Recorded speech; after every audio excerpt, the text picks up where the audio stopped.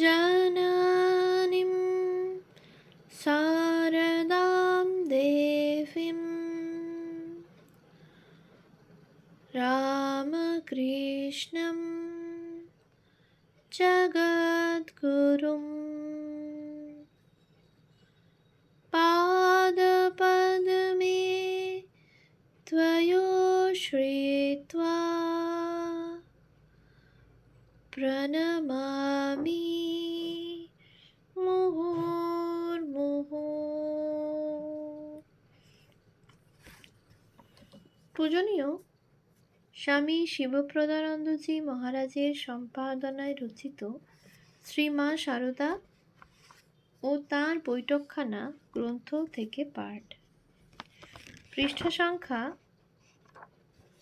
৮১। মায়ের কথা, স্বামী বিশুদ্ধানন্দ। জয়রামবাটিতে শ্রী মার প্রথম দর্শন লাভ করি তখন ১৯০৫ কি ১৯০৬ সাল। আমার বয়স ২২-২৩। কলকাতার ছেলে, পল্লীগ্রামে চলেছিলাম। ভাবনা হলো কে শ্রী মার কাছে পরিচয় করিয়ে দেবে। মনে একটা সংকোচ বোধ করছিলাম। যখন তার সামনে গিয়ে দাঁড়ালাম, মা তরকারি কুটছিলেন। আমাকে দেখেই বললেন, কেমন আছো বাবা? রাস্তায় আসতে কোনো কষ্ট হয়নি তো? সম্পূর্ণ অপরিচিত আমি। কেমন আছো বাবা, এ কী প্রশ্ন! আমার জীবনে সেটি একটি স্মরণীয় দিন। সে দিনটির কথা ভাবলে আজও অশ্রু সংবরণ করতে পারি না। সেবার মার কাছে ৭ দিন ছিলাম। কত স্নেহ করেছিলেন, কত স্নেহ বিগলিত কথা বলেছিলেন। তিনি তখনই ভাব সমাধি করিয়ে দিলেন না, চিরকালের মতো সন্তান বলে গ্রহণ করে নিলেন। উদ্বোধনে একদিন পূর্ববঙ্গের একটি মেয়েকে মা দীক্ষা দিলেন। দীক্ষার পর তার সঙ্গে একত্র আহার করলেন। পরে তার হাতে ১ ঘটি জল তুলে দিয়ে মা বললেন, হাত ধো। হাত ধোয়া হলে তাকে আরেক ঘটি জল দিয়ে মা বললেন, পা ধো। মেয়েটি বলল, আমি তোমার মেয়ে। তখন মা বললেন, তবে যা বলছি শোনো, পা ধো। তখন সে ধুলো। জয়রামবাটিতে একদিন একজন মুসলমান মজুর রোয়াকে খেতে বসেছে। ১৯০৫-১৯০৬ সালের পল্লীগ্রামের নিষ্ঠাবান ব্রাহ্মণ পরিবারের কথা বলছি। প্রসন্ন মামার মেয়ে নলিনী উঠোন থেকে ছুঁড়ে ছুঁড়ে সেই মজুরকে খেতে দিচ্ছিলেন। মা কী কাজে একটু ব্যস্ত ছিলেন। ব্যাপারটি তার নজরে পড়তেই তিনি ও কি রে বলে নলিনীর হাত থেকে থালা কেড়ে নিলেন। কাছে বসে বাবা খাও বলে পরিপাটি করে লোকটিকে খাওয়ালেন। তারপর এঁটো পরিষ্কার করে মা গোবর জল ছড়া দিচ্ছেন। এমন সময় নলিনী বললেন, পিসিমা, তোমার জাত যাবে যে। মা বললেন, ছেলের এঁটো পরিষ্কার করলে জাত যায় নাকি? নিবেদিতা তো মেম ছিলেন। মা তার ভাষা জানতেন না, অথচ নিবেদিতার সঙ্গে একত্র খেতে বসতেন। তার কী উদারতা! এইসব দৃষ্টান্ত আলোচনা করলে আমরা বুঝতে পারি মার ভালোবাসা কি অদ্ভুত জিনিস। এই ভালোবাসা দিয়েই তিনি সকলের মা হতে পেরেছিলেন। ১৯১১ সালের দক্ষিণ দেশে গিয়ে মা ব্যাঙ্গালোরে ১ সপ্তাহ ছিলেন। সেই দিনগুলির কথা আমার প্রায়ই মনে হয়। ঠাকুরের তখনও এত প্রচার হয়নি। মা আশ্রম দেখতে এসেছেন। কথা কানে হাঁটে। এই ৭ দিন মহীশূর রাজ্যের দেওয়ান থেকে আরম্ভ করে গরিব দুঃখী পর্যন্ত কত লোক যে আশ্রমে এসেছিলেন তার ঠিকানা নেই। ৯ বিঘে আশ্রম প্রাঙ্গণ দর্শনার্থীতে ভরে যেত। মার এত আকর্ষণ। তিনি শুধু একটা ঘরে চুপ করে বসে থাকতেন, একটু একটু হাসতেন। ও দেশের ভাষা জানেন না বলে তার খুবই কষ্ট হতো। ব্যাঙ্গালোরে একদিন 2:30-3টেই মাকে ফিটনে বেড়াতে নিয়ে গিয়েছিলাম। সেই সময়টা আশ্রমে ভিড় ছিল না, কাজেই গোবিপুরের গুহা মন্দির দর্শন করে আমরা যখন আশ্রমে ফিরলাম তখন সেখানে লোকে লোকারণ্য। মাকে বললাম, দেখুন কত লোক দর্শনের জন্য এসেছে। মা গাড়ি থেকে নামলেন। তার পায়ে বাত ছিল, একটু টেনে টেনে চলতেন। মাকে দেখে দর্শনার্থী জনতা দক্ষিণ দেশে প্রচলিত রীতি অনুযায়ী সাষ্টাঙ্গ প্রণাম করলেন।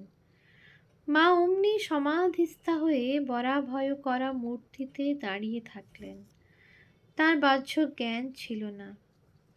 আমার ভয় হয়েছিল পাছে পড়ে যান। সেদিন তিনি সকলের হৃদয় পুলকে ভরিয়ে দিয়েছিলেন। মা বুদ্ধিতা হলে দর্শনার্থীরা আনন্দ করতে করতে চলে গেলেন। একজন বললেন, ইনি তো দেবী, আমাদের সত্যিকারের মা।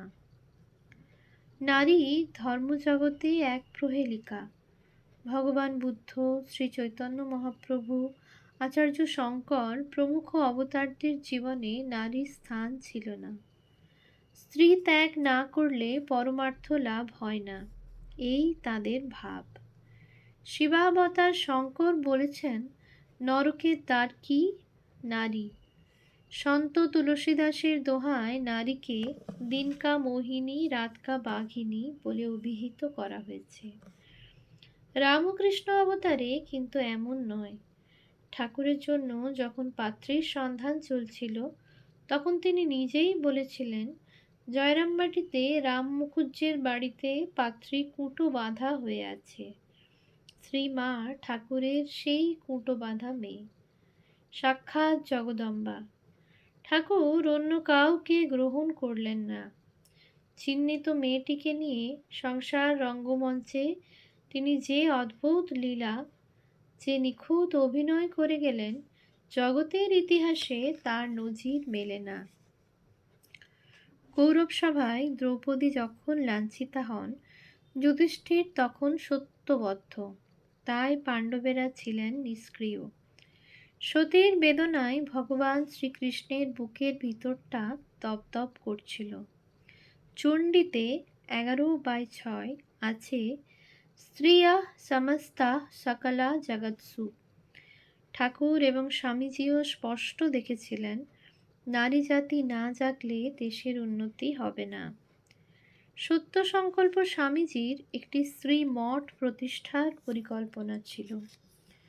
মাকে কেন্দ্র করে গঙ্গার পূর্ব তীরে স্বামীজির স্ত্রী মঠের পরিকল্পনা আজ বাস্তব রূপ পরিগ্রহ করতে চলেছে।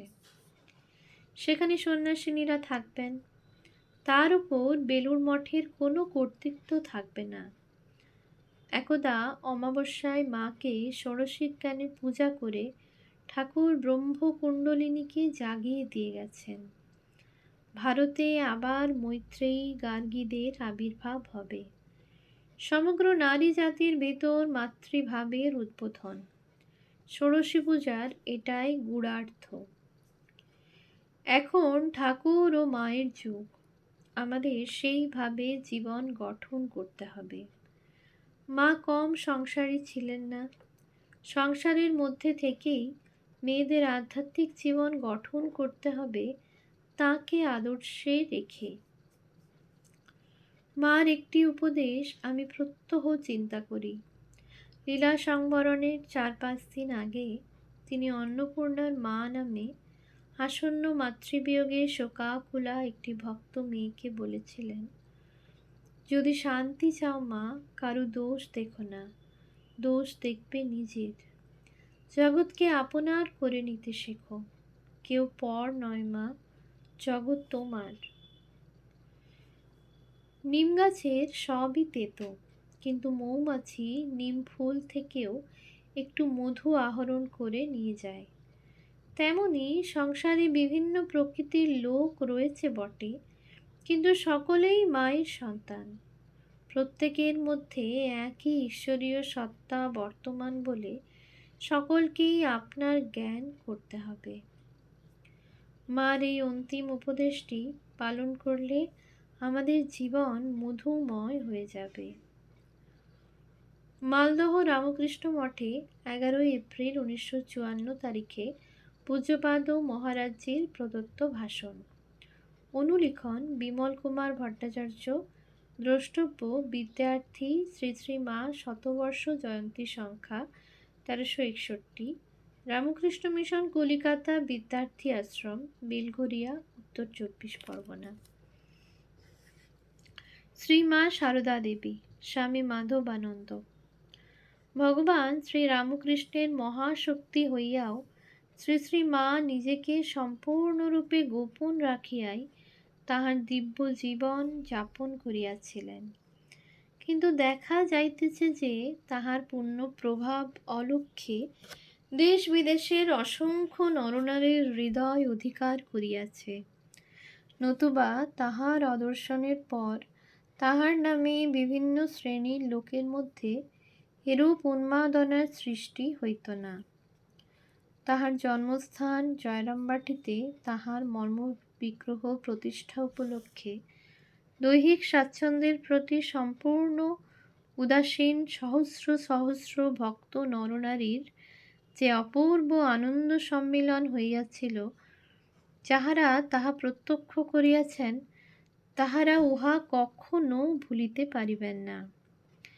উহা শ্রী চৈতন্যদেবের অদ্ভুত আকর্ষণের কথা স্মরণ করাইয়া দেয়।